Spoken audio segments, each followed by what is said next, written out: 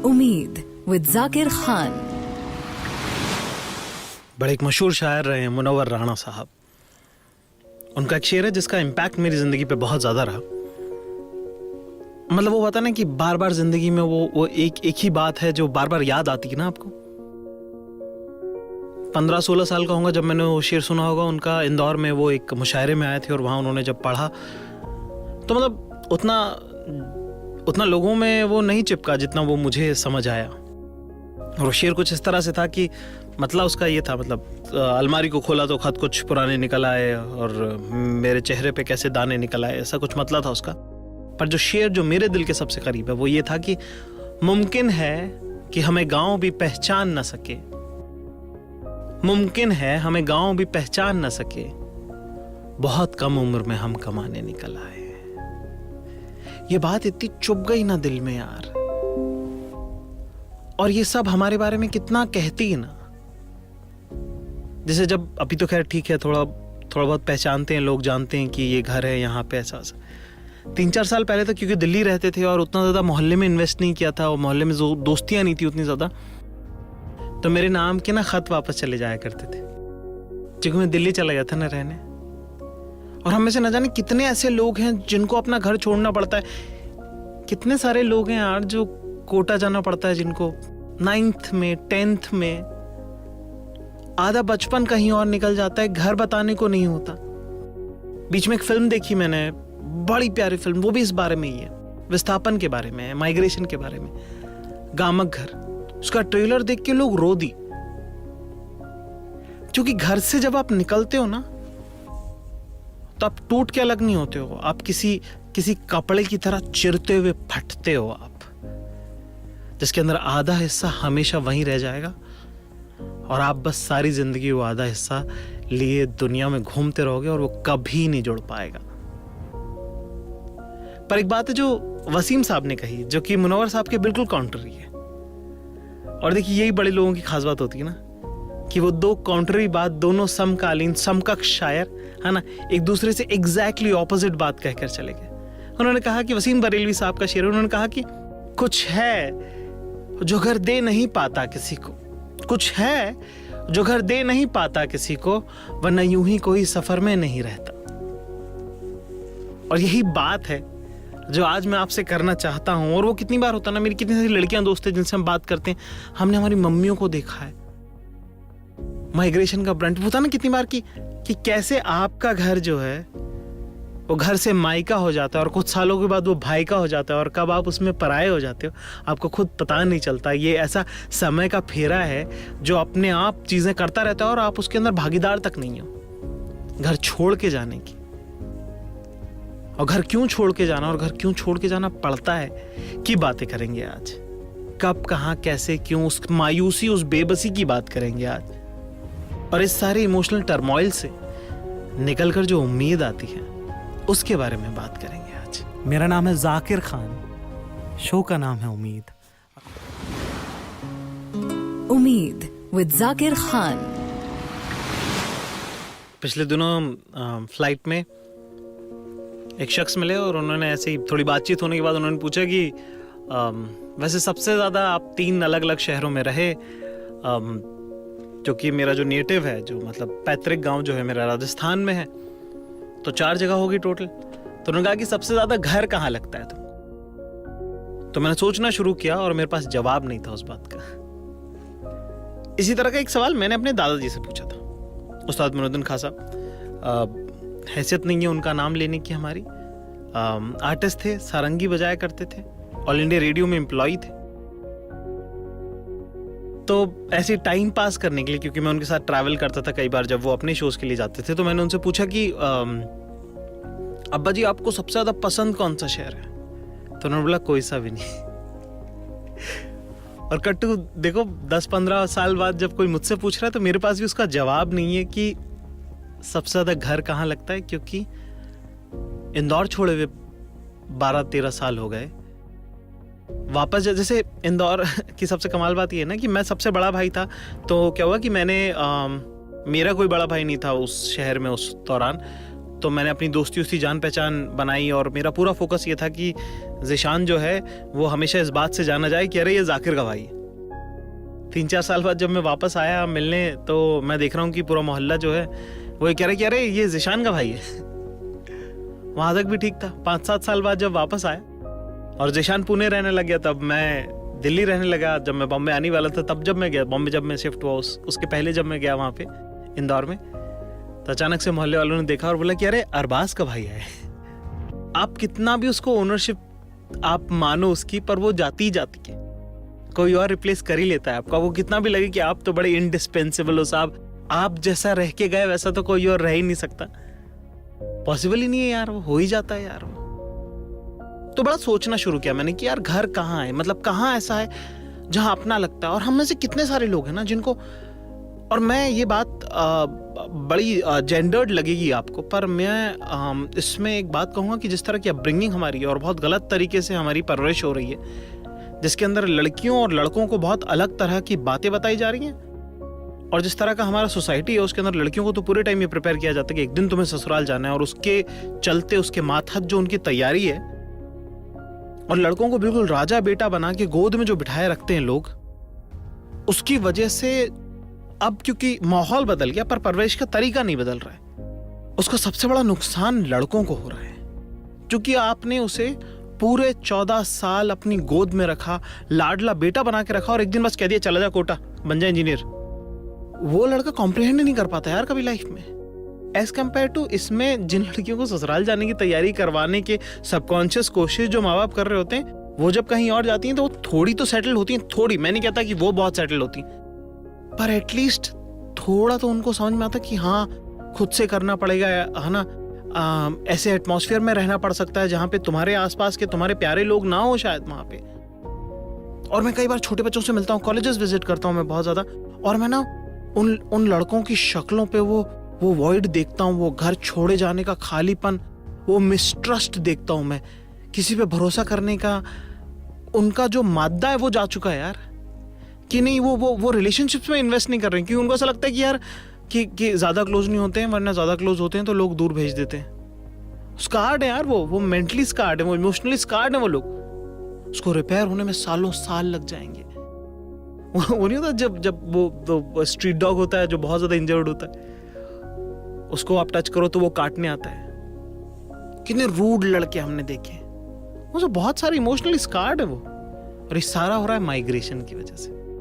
और इस सब का फिक्स ये नहीं है कि हम जो है अपना कल बेहतर करने के लिए अपना आज खराब कर लें, या अपनी नई उड़ान भरने के लिए अपनी जड़ों से दूर हो जाएं। इस सब का फिक्स जो है वो परवरिश में। खैर हमारी जैसी हो गई, जैसी आपकी हो गई, पर अपने आप से एक वादा कीजिए कि अगली बार जो हमारी आने वाली नस्लें हैं उनकी जो परवरिश है वो विस्थापन के लिए हम उन्हें तैयार करेंगे, उनको हम रेडी रखेंगे।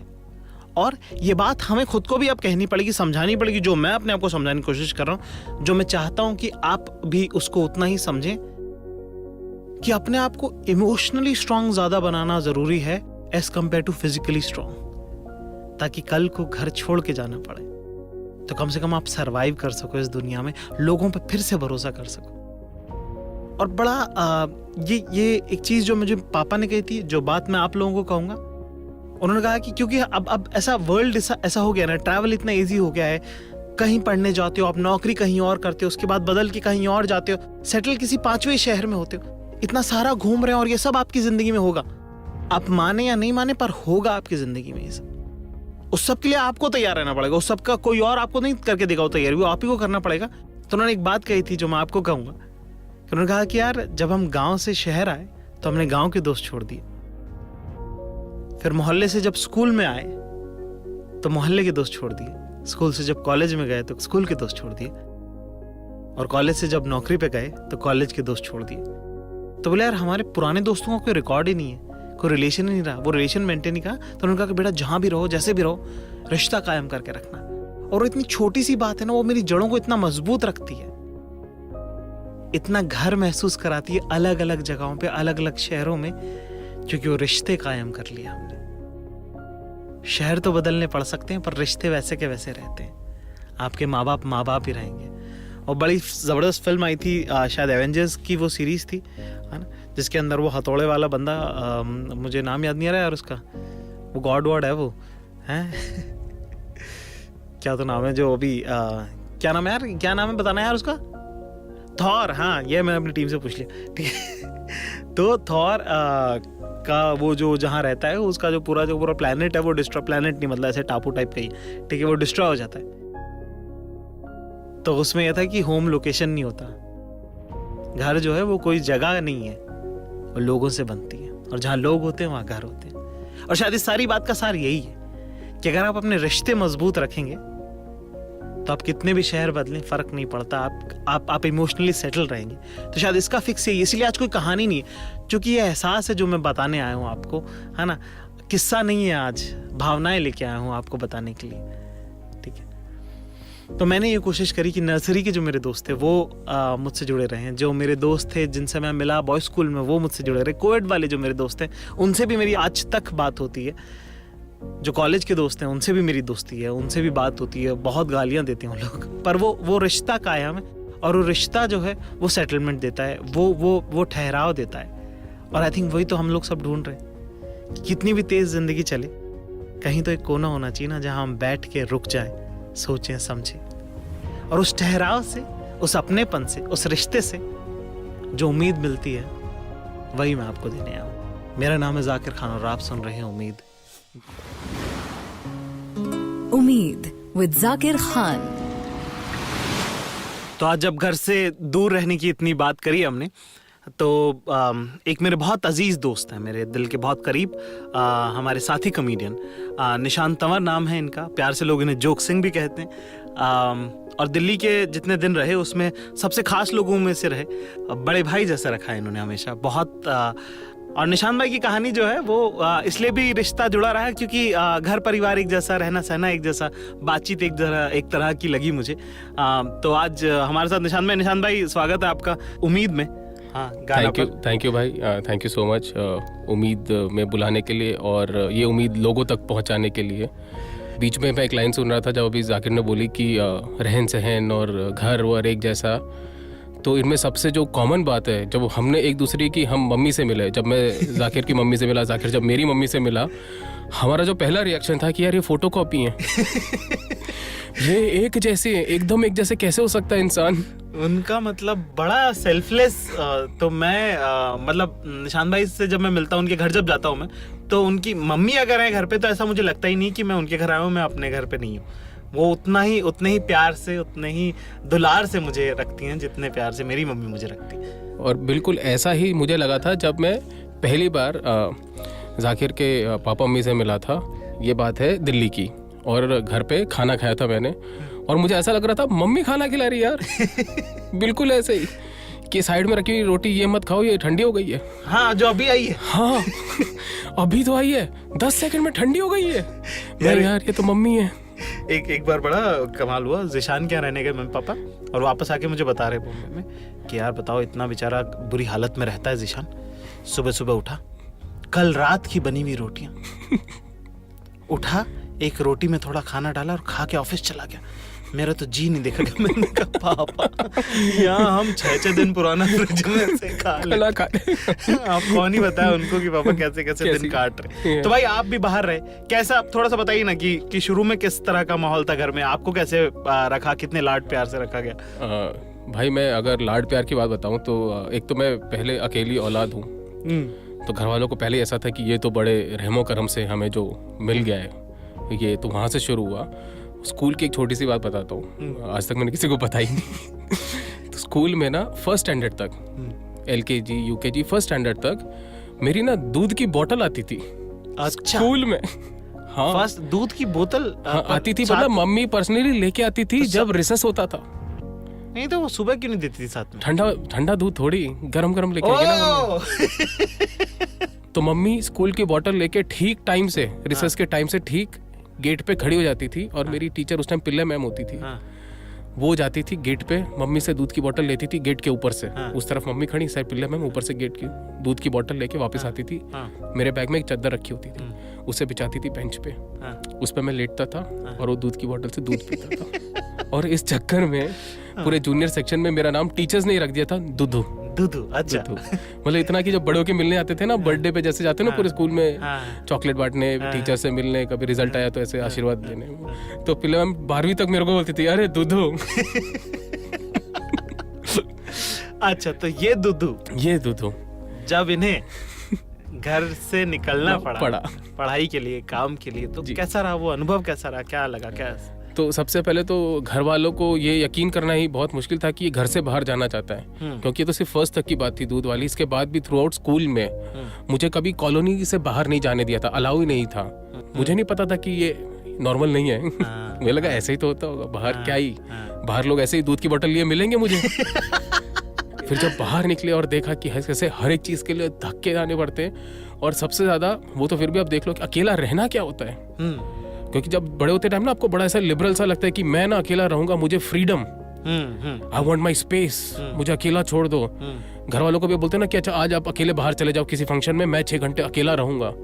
वो वाला भूत ऐसा उतरता है ना कि जब नौकरी करके आते हो या पढ़ के आते हो, कैसे भी जैसे खाली घर में खुद खोल के जो घर में घुसते हो। मतलब मेरे अकेले रहने की सबसे जो बड़ी बात ये थी कि यार घंटी बजाने ही भूल गया मैं। सही बात। क्योंकि दरवाजा तो खुद को ही खोलना है ना, खुद ही लाइट चलाओ, पंखा चलाओ।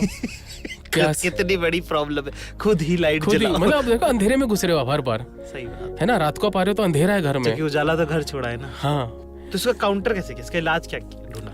इसका इलाज भी अपने आप धीरे धीरे मिल गया, क्योंकि मुझे ऐसे दूसरे लोग मिल गए जो इसका इलाज ढूंढ रहे थे वो भी। तो अब कैसा है कि यार खाना बाहर ही खा लेते हैं ना, कम से कम रेस्टोरेंट में 2-4 लोग बैठे हुए लेंगे तो ऐसा लगेगा कोई बैठा है साथ में। सही बात। क्या तो भाई ये था भाई, ये रहा। हाँ, अकेलापन जो है उसको आपने दूर किया। हाँ, दूसरे लोगों से दोस्ती करके, बातचीत करके। तो मेरे ख्याल से ये बड़ा अच्छा नुस्खा भी है मेरे ख्याल से, कि अगर आपको घर से बाहर रहना है तो मिले जुले लोगों से आपस में बात करें, अपने आप को बंद ना करें कमरे में। और क्योंकि क्या होता है कि जब बात से बात निकलती है तो आप नई चीजें सीखते हो, सुनते हो, समझते हो, और अपनी जिंदगी की एक नई दिशा आप जब पकड़ रहे हो तो उस वक्त बाहर की दुनिया में क्या क्या चलता है वो सब जानना भी उतना ही जरूरी है मेरे ख्याल से। और उस सब नॉलेज से जो है, उस सारी सीख से जो आप दूसरे लोगों से सीखते हो, समझते हो, है ना, उससे आपकी जिंदगी को, आपके करियर गोल्स को एक नई उम्मीद मिलेगी। और उसी उम्मीद को हम सब ढूंढ रहे हैं, मैं ढूंढ रहा हूँ, आप ढूंढ रहे हैं, और वही लेके मैं आपके लिए आया हूँ। मेरा नाम है जाकिर खान, मेरे साथ है निशांत, और आप सुन रहे हैं उम्मीद उम्मीद विद जाकिर खान।